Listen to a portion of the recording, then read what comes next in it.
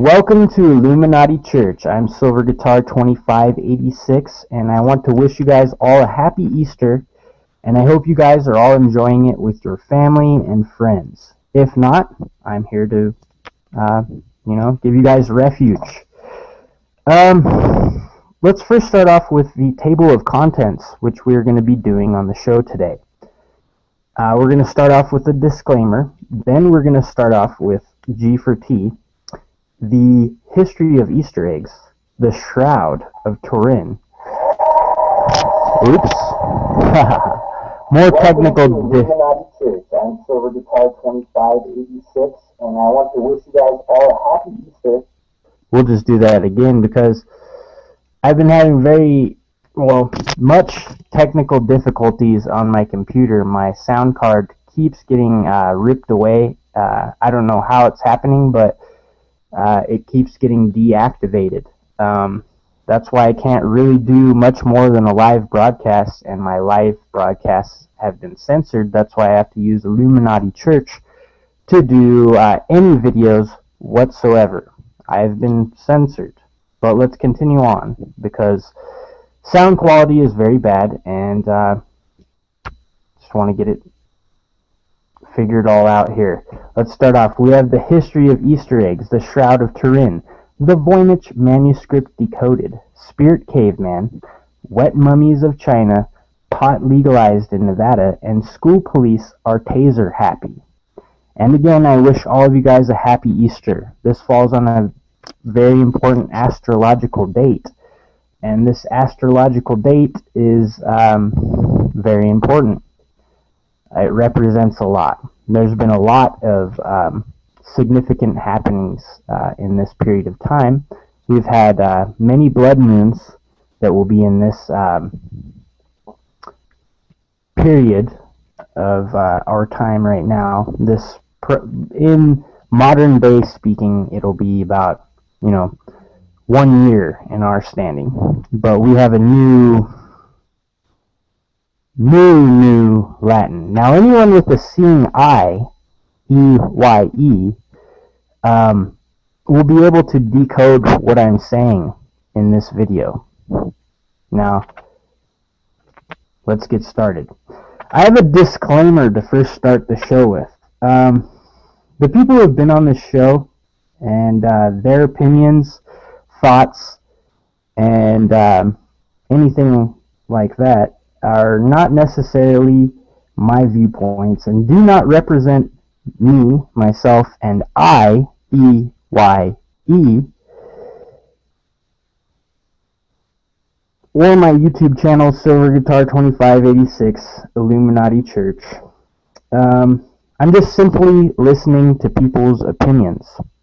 Now, today we have a very interesting show, and if you're wondering why I'm here by myself and no one else is on the show with me, it is because I'm taking back control of my channel. There's been a lot of influences that come in here, and it seems as though YouTube today or this specific niche has been infiltrated. And they're using social programming to program you guys to where you cannot hear the truth, the real truth.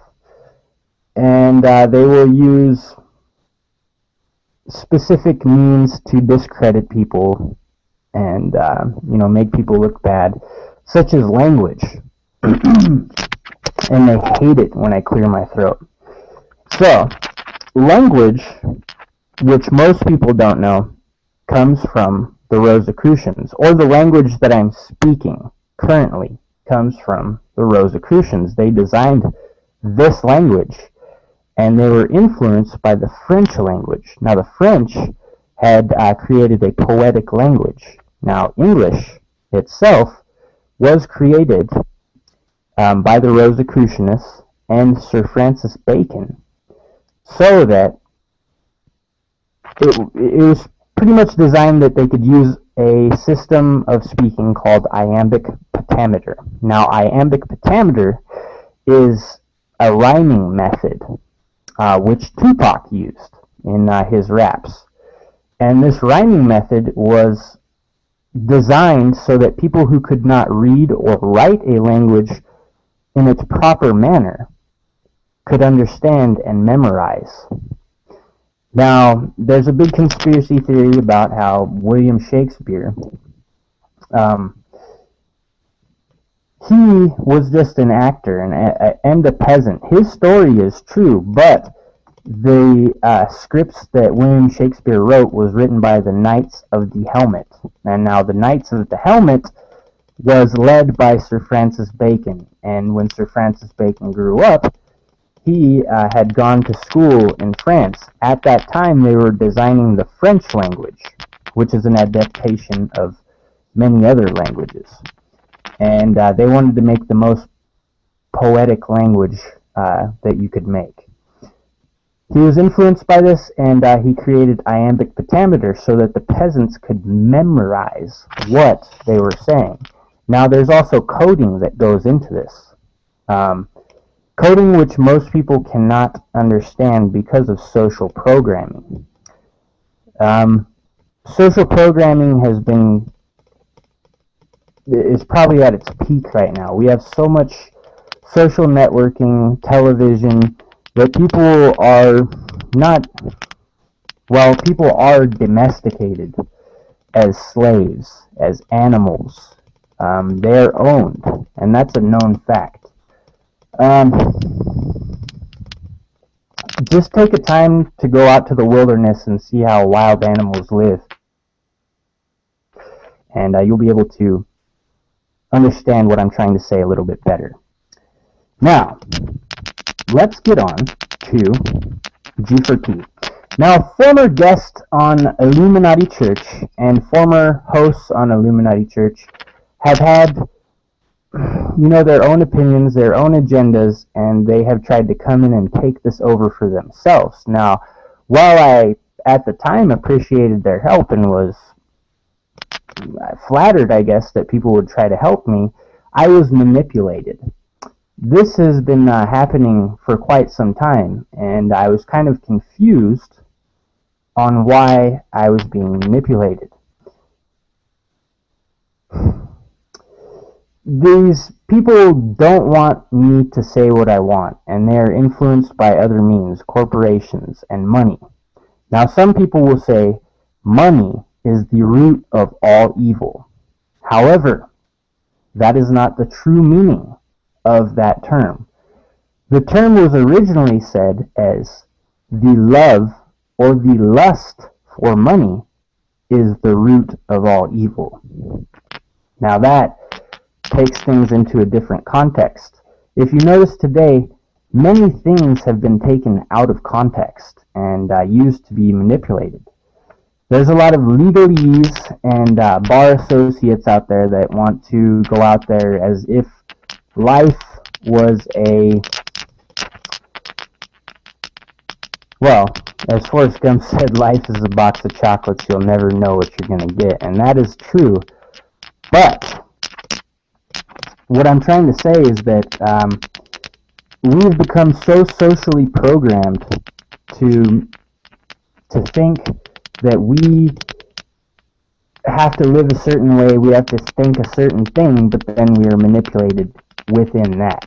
Now, a lot of you listeners out there may think this is very boring, but you probably don't have a seeing eye. And this seeing eye, if you have it, you will be able to decode this entire message. We're going to get into the Voynich manuscript a little bit later. And first off, I would like to talk about the history of Easter eggs. And I got some screen shares loaded up for you guys today. You guys may have been decorating Easter eggs this current time. And in honor of this astrological date, I would like to say I'm sorry to some of the people that I've offended, specifically FY Ideas. There's just been so much drama going on here on YouTube. It's not what it was meant to be. We were out here giving out opinions, and a corporate influence came through. Not just one, many corporate influences came through and started to try to sway our opinions and turn this into what I would like to call a soap opera or a reality TV show, which is where the root of this problem started. This reality TV show stuff kind of came out, and it's not real. It's not really reality TV show. You know what I mean? There's so much I want to talk about on here. Also, I'd like to make an announcement. This will be the last Illuminati Church, and I'm going to redeem myself and give myself a rebirth back to what I used to be before the influence came in. Who I was before the influence came in? The Interesting Skull, Silver Guitar 2586 YouTube channel. Now, the Interesting Skull is coming back, and this program today is to show you what I'm all about, what Illuminati Church was originally intended to be. I tend to have guests on a lot, and they will like to sway the opinion and not go through what I want to do. I have a specific format that I form before the show, take a whole entire week. Now, I'm not too much different than most of the viewers in the crowd right now. I'm just a regular dude. I just worked 50 hours last week, and I don't make a lot of money. This is real programming. As you can note by the, poor quality, spelling incorrections, everything like that. I'm just a regular, normal person. However, we've had some people on the show who state their opinions, and I feel as though my opinion is, I'm getting linked to an opinion that is not necessarily mine. Now, what I want to bring up in this show is that, or in this broadcast, is that I've had people on the show who I don't necessarily agree with their opinion, but I always like to hear people's point of view, and people's points of view are very interesting to me, no matter who it is. Now, there was a guest formerly on Illuminati Church, and his name was George Heminger. Now, George Heminger has had a huge YouTube channel, and one of the first, or actually the first couple of YouTube channels when I started watching YouTube was G4T, Mark Dice, and Raw Dog. Those are the first three people I saw, and I have seen corporate influence on all of them. However, Raw Dog tends to keep it a little more real than most people do. I consider him pretty good, he has a pretty good point of view. But I do see these corporate influences come in. And he was on RT before. And then there was Mark Dice, who'd go on InfoWars. Also Linda West, which was one of the first ones. She's the Morning Lion. I watched all their channels all the time and would listen to their opinions. And that's what kind of shaped me to start a YouTube channel. However, I've seen many links and connections through the groups that I've, listened to that don't necessarily want my viewpoints heard, and they make that quite evident on their YouTube channels. Aside from Raw Dog, and I do notice they do want me to attack back, which is a deflection of what I want to do, which is why I'm doing this show today by myself. They want to deflect me and get me into drama, which I'm not necessarily interested in. You can go turn on your TV and find drama all day. You can watch Days of Our Lives. You can go turn on VH1 and, see all this crap. You can go to the movies and see all this stuff that socially programs and puts you down. Depending on what religious group or what race you are, this influence puts you down and makes you feel not worthy. They want to, make you feel not good about yourself. make you feel that you're worthless. But this is just manipulation. You and I, EYE, are more powerful than them. So let's get back onto George for title. Now I was working like a 50-hour work week, and I would get home and I'd see all week long George for title videos. George Aguilar Heminger Jr. is on CNN for making a bomb threat to some high school in there, and he had been a guest on here. Now some people will say that I supported George Heminger. However, I had barely ever even met him that much. I have had talked to him on the phone, but he changed his number and stuff like that. So I only literally talked to him twice on the phone, once before that interview and once during that interview. Now some people say I support him, and that is not the case. I simply wanted to hear his perspective on the alternative media. Now, he had done work for Alex Jones, like Morning Mayan, Linda West, that's her real name, and, it could or could not be her real name, I don't know, that's just her author name, and her YouTube channel is The Morning Mayan. But, he has been and done work for them. Now, what I noticed, I can obviously tell where most people can't, that George was out there, bullshitting and using, an opinion, or he was just trying to scare people into thinking something or manipulating vulnerable people to sway an opinion. Now, from when I look at it, if you want to get views and make money on YouTube, that's what you do, is you manipulate people. And that's what happens here on YouTube, and that is called the corporate influence. This corporate influence wants you to be more dedicated to making advertisements and advertising other people's stuff rather than speaking your own mind, speaking your own point of view. They want advertisers to come in. When these advertisers come in, they pervert a message, and they're trying to make money, which is what I was saying earlier. The root of all evil is the lust of money. Now, this could resonate with many of you out there, and many people feel guilty about this, because I've had a couple hosts on here, just two, that have been manipulated and bought and paid for.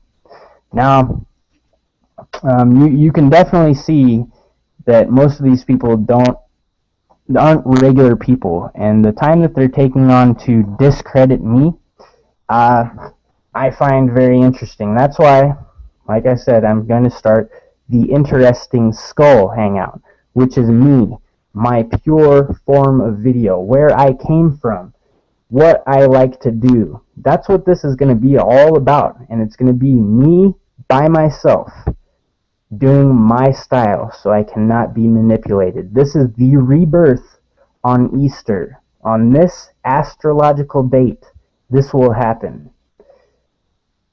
There's a lot of esoteric stuff that I want to get into. However, we have dockers and stuff out here. And people that were formerly on the show are telling me, no, that's Shafe Studios. It's not Corey Landon Cottle. It's Shafe Studios. And I want to steer away from this point. I'm not here to do drama. I'm not a high school teenager. Most of these people come on this or attack me would rather me talk about them. And they love it, including Mark Dice. He loves it. Mark Dice has never put a copyright strike on me ever. So let's get that out of here. I've been talking for 20 minutes about bullshit. Let's talk about some real stuff. So now, decorating Easter eggs. You may have decorated Easter eggs, right? This last week. Hard-boiled them, put your shrink wrap on them, painted them, and did whatever they do nowadays with Easter eggs. Go, put them out to hide and do an Easter egg hunt. So, Easter eggs come from a royal group in Russia. This royal group, they were overthrown by the Bolsheviks. Let me pull up some screen shares for you guys.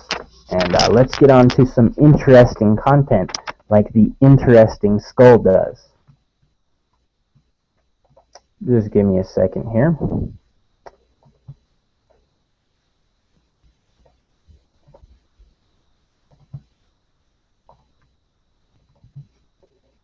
Whoop. And here we go. Now this comes from a man whose last name was Fabergé, and in Russia he was a jeweler, and a highly esteemed jeweler who had master craftsmen working for him. This work is incredible.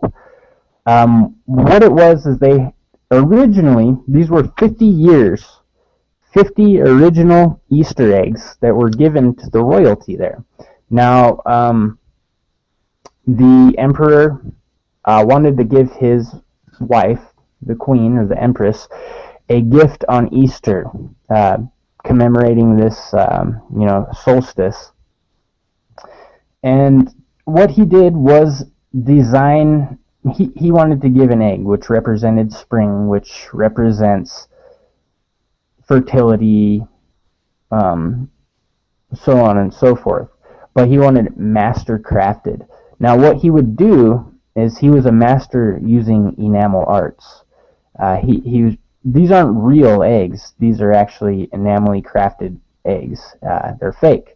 They're faux. But what he did is the emperor gave him an idea of what he wanted to give his wife on Easter as a present.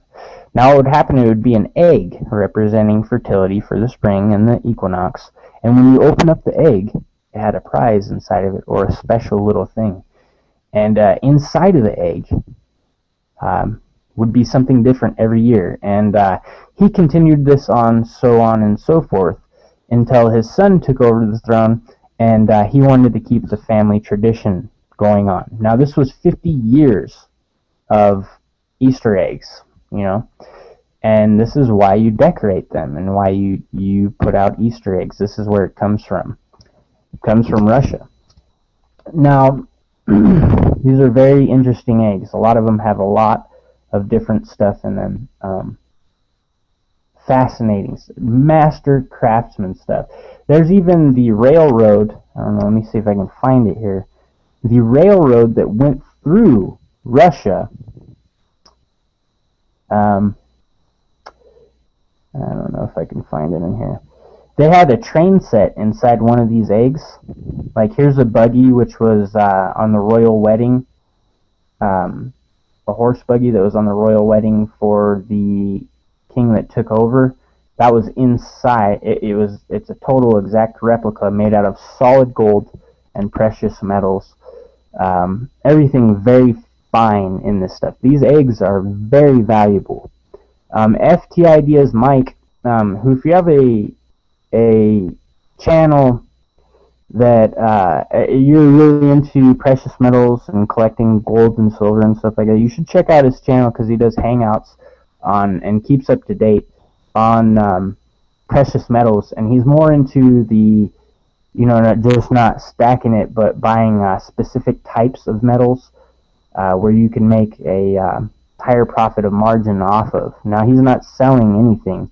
He's just going out there and telling giving you guys pretty good information.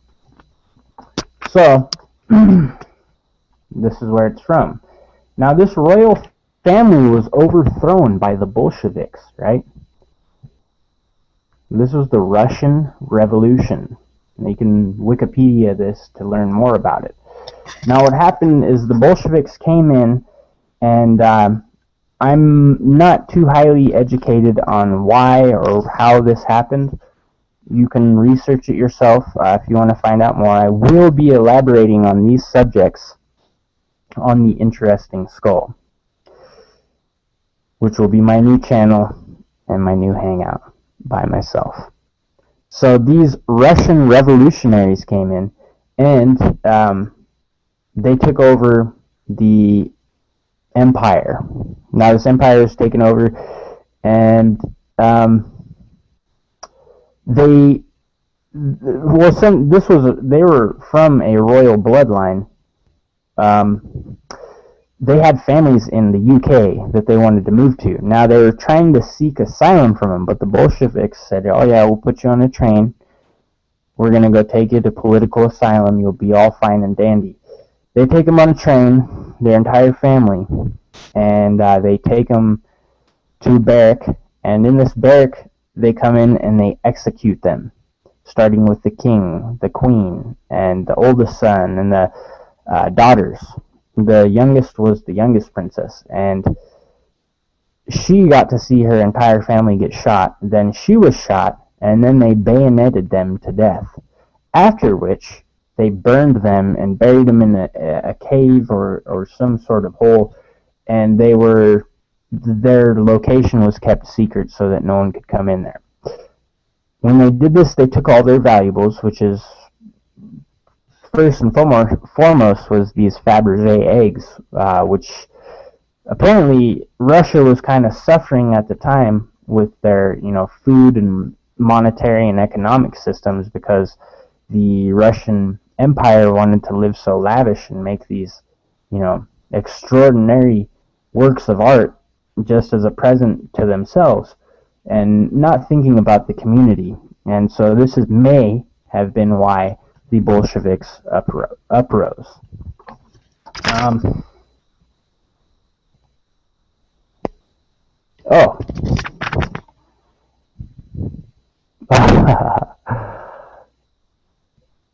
Let's see here. Okay, I'm just checking out some comments. What's up, FT Ideas?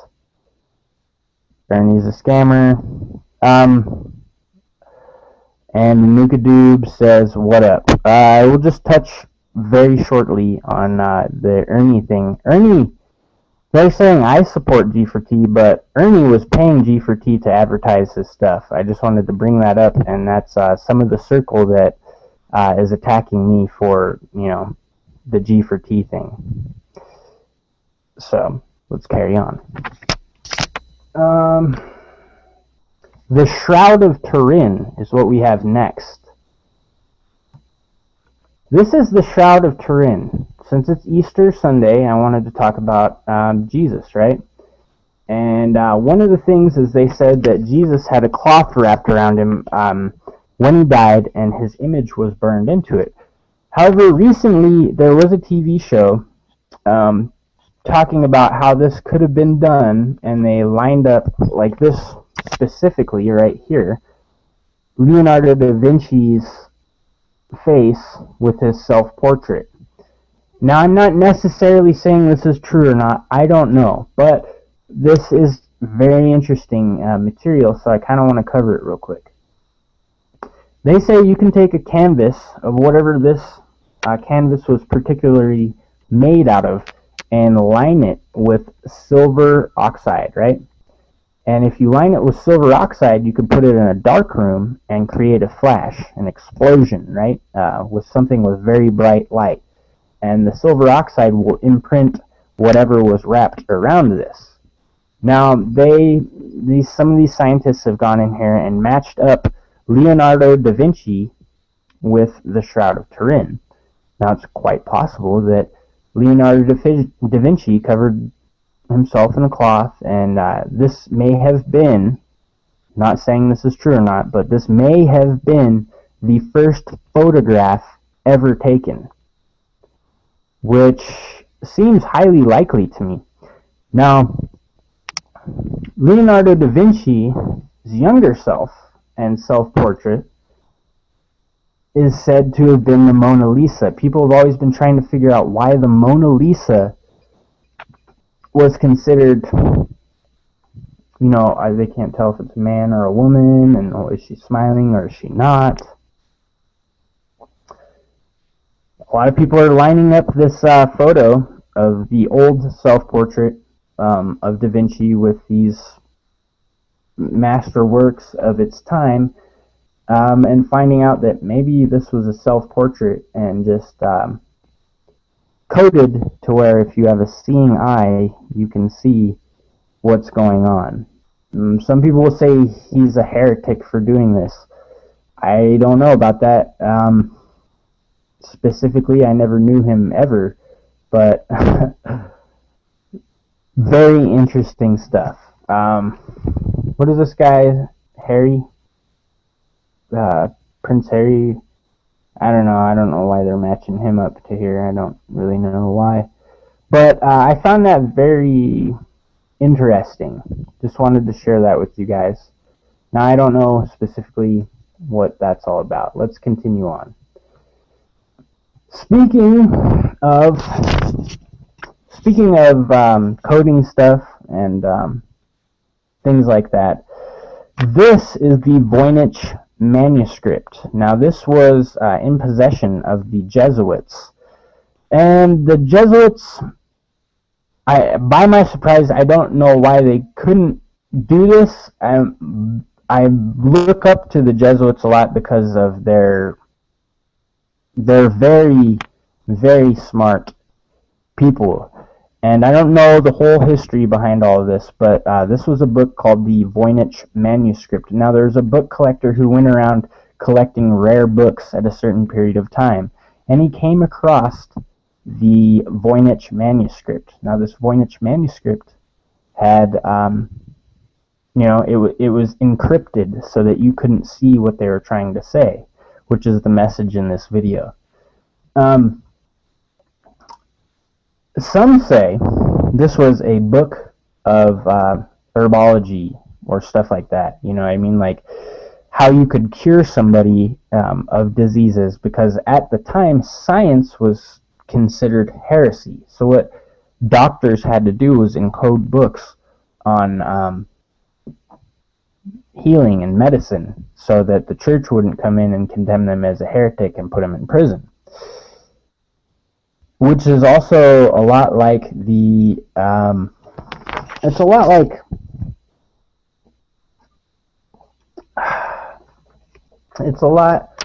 the, I'm at a loss for words right now.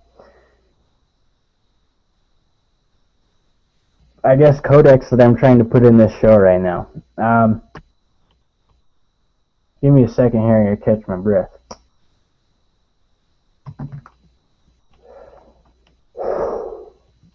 Now, this book here had been said to maybe have possibly been Leonardo da Vinci's work from when he was a child, which is very possible. These are just paint drawings. Let me see if I can pull up here. Here's more detailed stuff. It has astrology and stuff that has to do with medicine and birthing and stuff like that, as far as I can see from the art and the design. Now, a guy recently has decoded, I believe, 10 of these words. This is an alphabet that really hasn't been discovered yet, but he claims to have, oh, wrong one. He claims to have had decoded several things in here, such as like certain plants, like as you see right here, that could be used to cure people at the time. Now you got to keep in mind that this is could have been heresy. You could have been put to death, or for trying to cure. You didn't want to be called a witch doctor back then, so the people, the healers out then at the time, would come in and use these transcripts and coding to keep their methods a secret so that they would not be put away for heresy. So very interesting stuff. The Voynich manuscript still today, for 600 years, has not been decoded. It's quite fascinating. And where are we on? Next is, I kind of wanted to talk about a little Native American history in my area. The Native American history in my area is very rich and very suppressed. No one wants this knowledge getting out because of the controversy about it. This is the Spirit Caveman mummy. He's older than King Tut, carbon dated back to 10,000 years. He was found in a cave, which is called Spirit Cave, and there's a bunch of mining going on. And what they would do to mine was they were mining bat guano. Now, this used to be an ancient lake reservoir. And this ancient lake reservoir receded, and as it receded, the shorelines had created caves, and as it receded and dried out, these caves were left, and bats came to live there. Now, 10,000 years of bat guano, bat shit, had covered up what was underneath here. Now, Spirit Caveman was covered in feet and feet of guano, and when they're doing their mining exposition, they had discovered this find, and this is Spirit Caveman. Now, he was wrapped in a fine cloth, and over that fine cloth he was wrapped in tule, which is cat's tail. I don't know if you guys are very familiar with that, but that's what grows around the wetlands here in Nevada.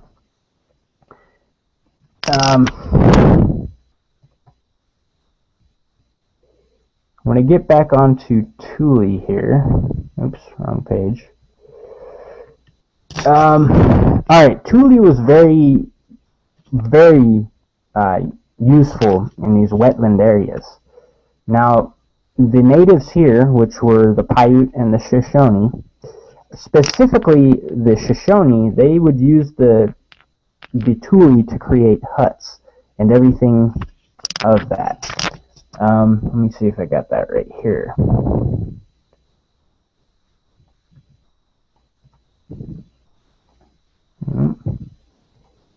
Okay, these are the tule huts that the Shoshone used on the wetlands.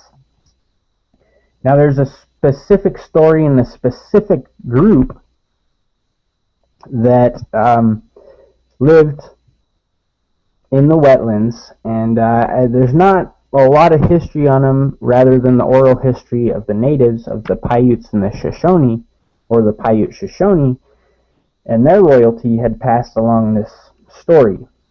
Previously, people didn't really think of this as a viable story, because the scientists came in and they would discredit the Indian story, saying, "Oh, you don't know what you're talking about. This isn't how it was." And they would say, "Yes, we do know what we were talking about. We've been passing this story along for generations, 10,000 years and longer." So here are the huts.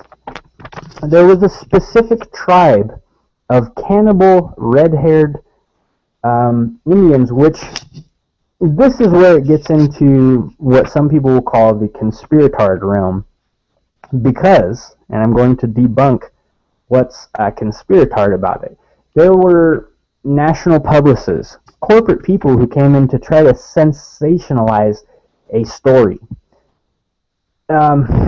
There was a cannibal group of red-haired Native Americans who do not exist and spoke their own language, which may have been where this tule hut was designed from. They were wetland people. They created rafts, and they would cruise along the wetlands, and food was scarce. You could eat the tule's roots. That was a food source, and then you could use the leftover to create a hut.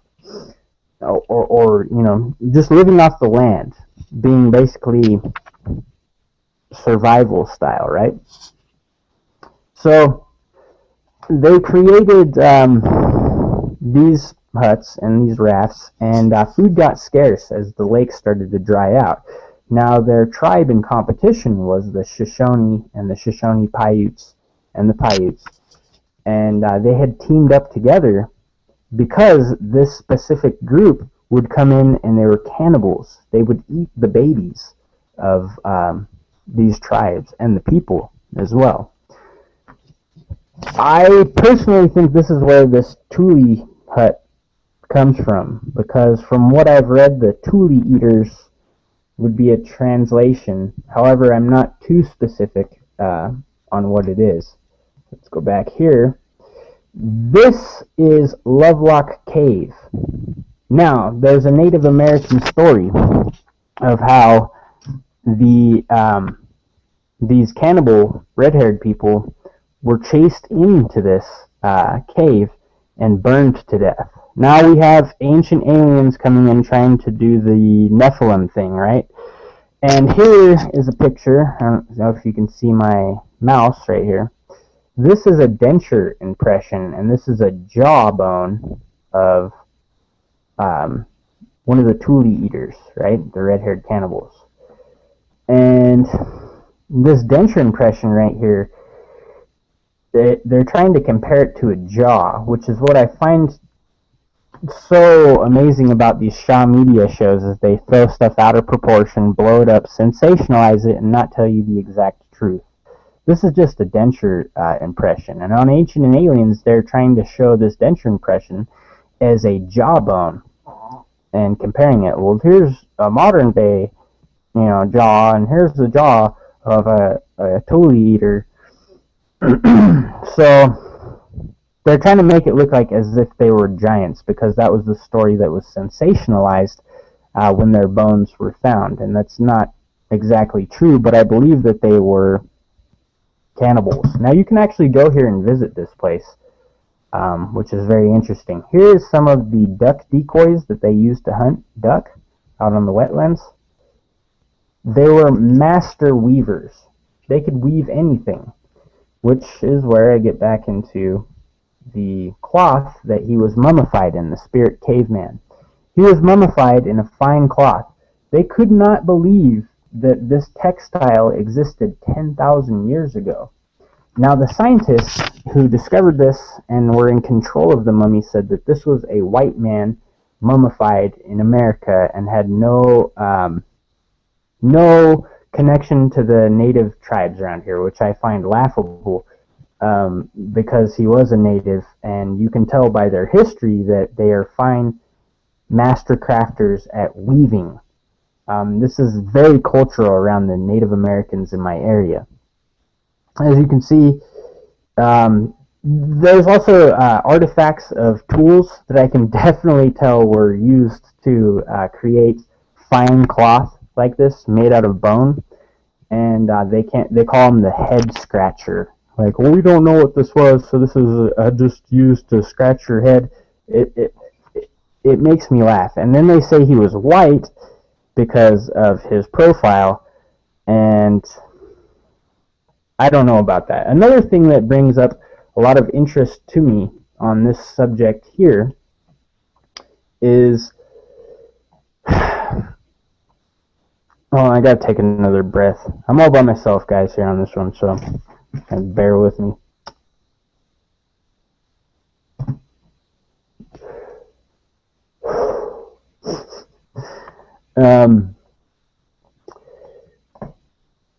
Where was I at? I kind of lost my note there.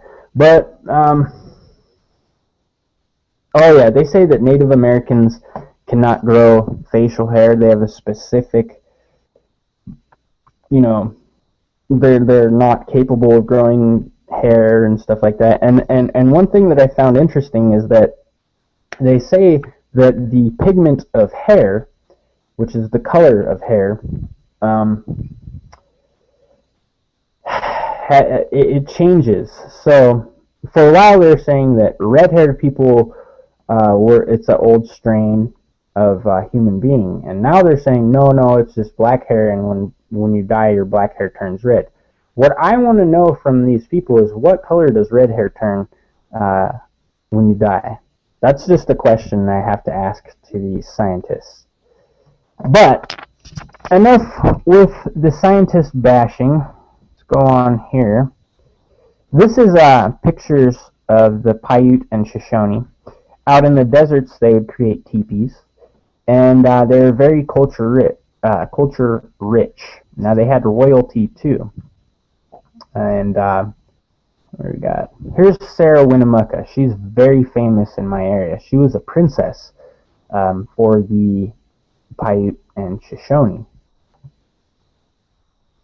Okay, cool. And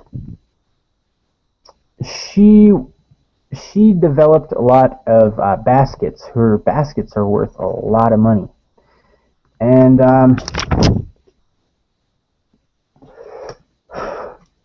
her baskets were worth so much that she was able to, create fine works of art. As you can see right here, let me click on this. This is one of her little baby backpacks where she would keep the babies in. And she designed these, keep the baby safe and travel along with you. Quite fascinating stuff. She's a very interesting woman. I've got the chance to see a lot of her, been very fortunate to see a lot of her work and actually touch it with my own hands out here in this area.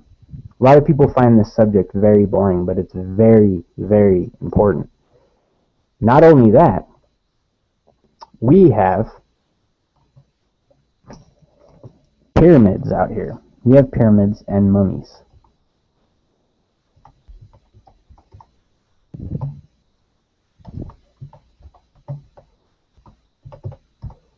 Oops.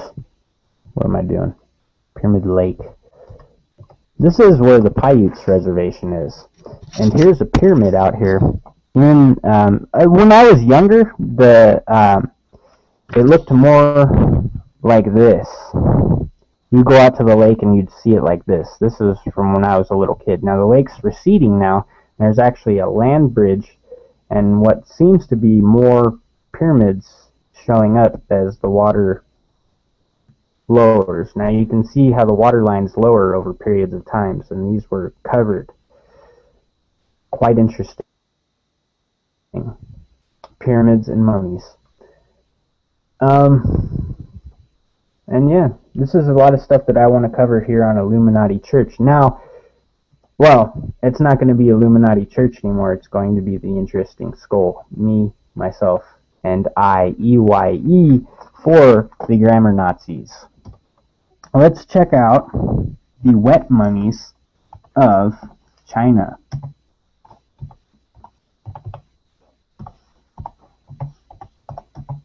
Now these mummies are different than any other mummy found.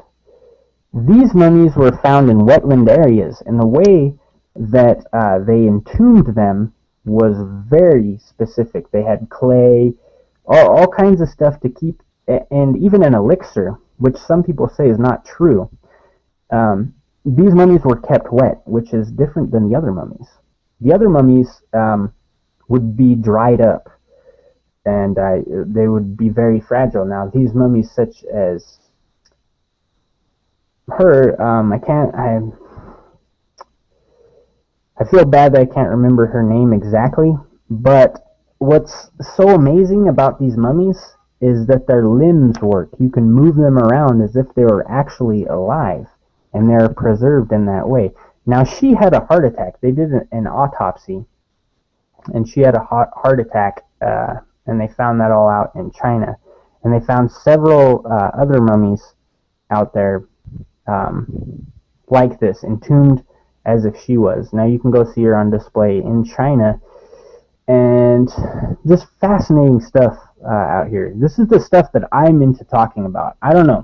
I enjoy your guys' feedback on the show, telling me what you guys like to hear and what you guys don't like to hear. I don't want to be involved in this drama and malarkey, so I just want to keep things going on. I'm going to keep it rolling. I'm never going to stop making YouTube videos, no matter what corporate influence is out trying to stop me, including Dynacorp. Now, let's get on to our next subject. Let's see. Marijuana. Let's see what pictures we have of marijuana here. This is marijuana.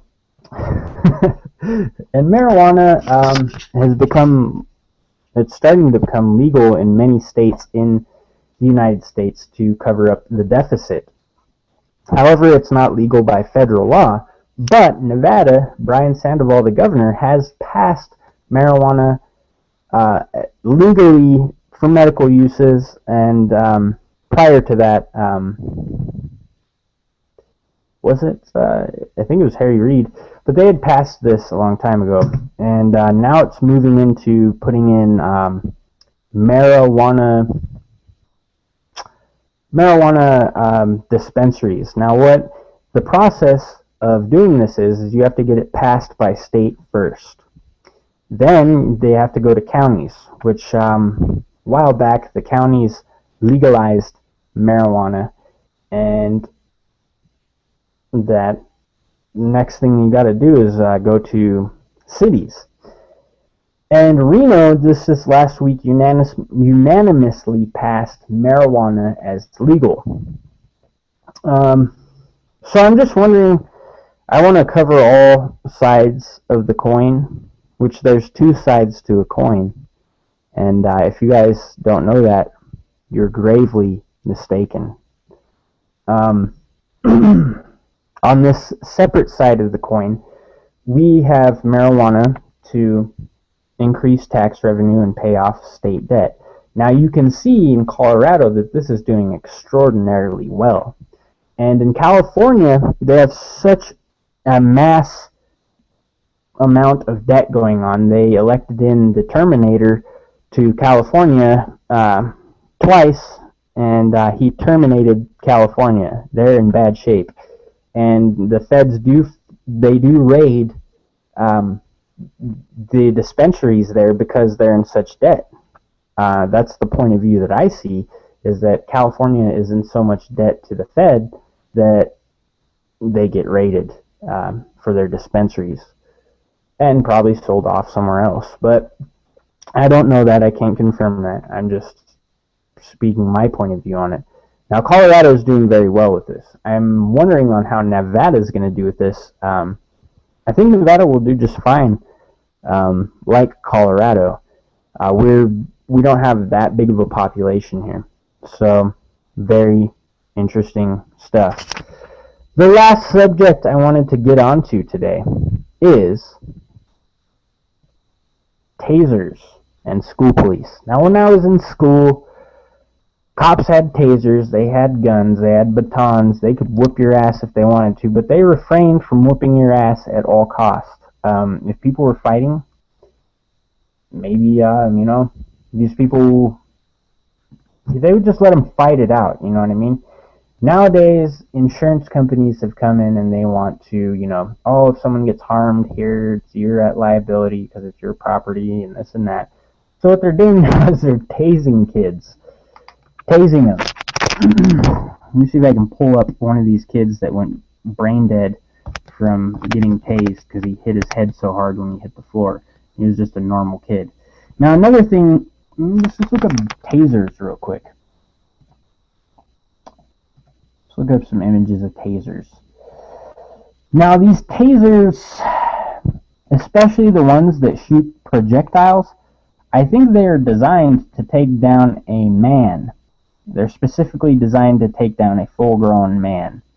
And we got brass knuckle tasers. Oh my god. I think that's what they're specifically designed to do.